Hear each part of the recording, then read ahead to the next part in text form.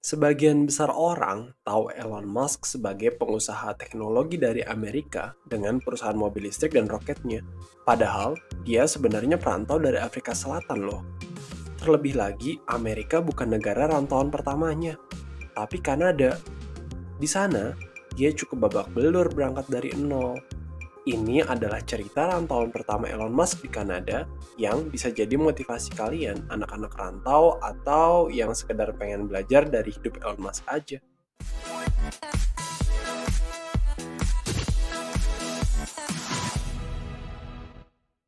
Yang nonton video sebelumnya tentang masa kecil kelam Elon Musk, kalian pasti udah tahu di umur 17 tahun, Elon pengen kabur dari wajib militer Afrika Selatan yang waktu itu syarat akan rasisme dan apartheid. Tapi lebih dari itu, menurutnya, ke Kanada itu jalur yang cocok buat dia nantinya tinggal di Amerika, karena ibunya keturunan orang Kanada. Perjalanan pertamanya ke Kanada ini cukup nekat. Dia tahu ada paman jauhnya yang tinggal di Montreal. Jadi, dia langsung aja beli tiket pesawat ke sana tanpa banyak rencana.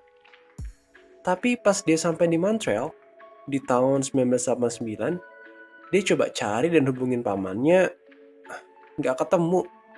Begitu dia telepon ibunya, ternyata pamannya kirim surat ke ibunya waktu Elon dalam perjalanan. Suratnya basically bilang bahwa pamannya udah pindah ke Minnesota, Amerika. Luntang-lantung di Montreal, dia coba agak pikir panjang. Ibunya punya beberapa saudara lagi di Kanada, dan Elon nyoba hubungin saudara-saudara itu. Dia akhirnya beli tiket bis terusan yang bisa lintas Kanada. Dia pergi menuju tempat kakeknya dulu tinggal, Saskatchewan. Setelah perjalanan lebih dari 3.000 km, dia kebetulan ketemu sama sepupu jauhnya dan mampir ke rumahnya. Di tahun awal-awalnya di Kanada, Elon ngelakuin kerjaan-kerjaan yang aneh. Yang penting bisa hidup. Mulai dari bertani dan nyangkul di kebun sepupunya di kota kecil Waldeck, motongin pohon pakai mesin gergaji di Vancouver, bahkan sampai bersihin ruangan boiler di pabrik kayu. Kerjaan bersihin ruangan boiler itu kerjaan yang paling banyak duitnya waktu itu. Sekitar dapat 200.000 sejam, tapi paling sengsara dan bahaya. Harus pakai baju khusus yang gerah banget. Masuk ke lorong kecil yang sempit, nyangkul pasir, lumpur lengket, dan ampas lainnya yang masih panas, terus bawa keluar deh buat dibuang. Ini kerjaan yang bahaya, karena kalau di dalam boilernya lebih dari 30 menit, orang bisa kepanasan dan mati. Makanya, di awal minggu pekerjaannya dimulai, ada 30 orang yang kerja. Tapi pertengahan minggu tinggal 5 orang. Di akhir minggu tinggal Elon sama 2 orang lainnya. Harus gigih sampai akhir sih, apalagi 200.000 sejam loh. Lumayan banget ya buat survive. Nah, waktu Elon Musk keliling Kanada dan mencoba bertahan hidup kayak gitu, ibu sama adik-adiknya juga nyari tempat tinggal supaya bisa pindah ke Kanada. Waktu adik cowoknya, Kimball namanya, sampai Kanada, Elon sama Kimball tambah banyak eksplorasi Kanada nih. Elon tahun 1989 itu udah mulai kuliah di Queen's University.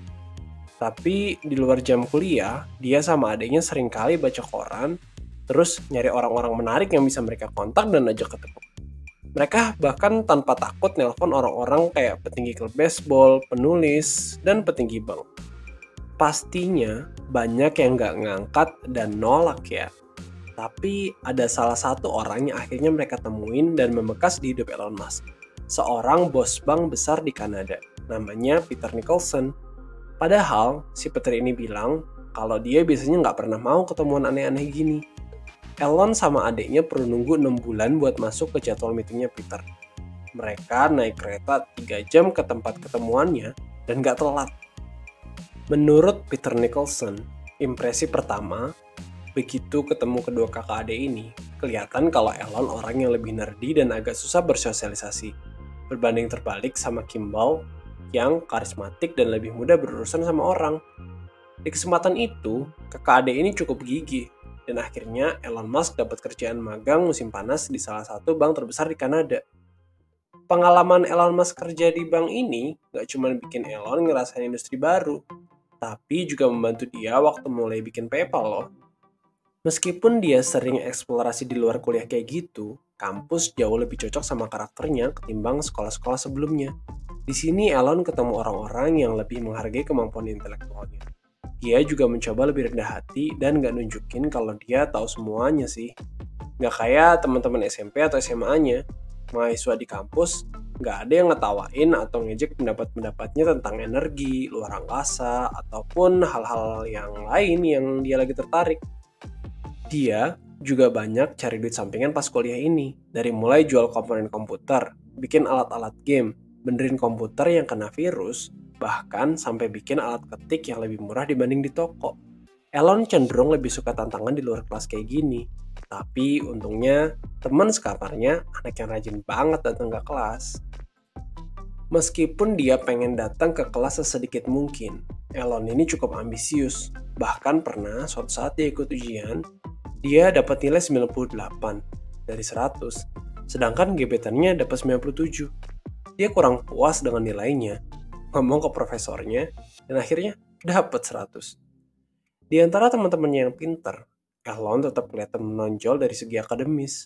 Setelah 2 tahun kuliah di Queens, kemampuan akademisnya ini membuat dia berhasil dapat beasiswa untuk transfer kuliah ke Amerika, University of Pennsylvania. Salah satu universitas terbaik di Amerika. Bahkan dia ambil 2 jurusan di sana, sarjana ekonomi dan fisika. Begitulah cerita singkat rantauan Elon pertama di Kanada. Berikutnya udah cerita di Amerika. Berangkatnya Elon ke Kanada ini emang cukup nekat. Mungkin kalian ada yang lebih nekat ya. Tapi inget kan waktu dia bersihin boiler sampai akhir. Nekatnya ini dibarengin dengan kegigihan yang bahkan orang lain udah nyerah di tengah jalan. Sebagai orang rantau, gigihnya nggak cuma untuk bertahan hidup, tapi juga nyari kesempatan yang kebanyakan orang mungkin nggak mau serempot itu ya. Nelpon-nelponin orang di koran, dan jauh-jauh naik kereta. Selain itu, ternyata mencari lingkungan yang tepat untuk berkembang itu penting banget loh. Kalau Elon Musk waktu itu masuk kampus yang banyak bullying, dan nggak menghargai kemampuan intelektualnya, mungkin dia nggak akan jadi kayak sekarang ya. Dengan kegigihannya, haus akan kesempatan, dan lingkungan yang tepat, dia bisa cari duit tambahan dan juga beasiswa ke Amerika buat dapetin sarjana ekonomi dan fisika. Memang menantang ya. Segitu dulu nih cerita singkat dan sedikit inspirasi dari rantauan pertama Elon Musk di Kanada. Jangan lupa subscribe dan like ya kalau kalian suka. Sampai jumpa di video berikutnya.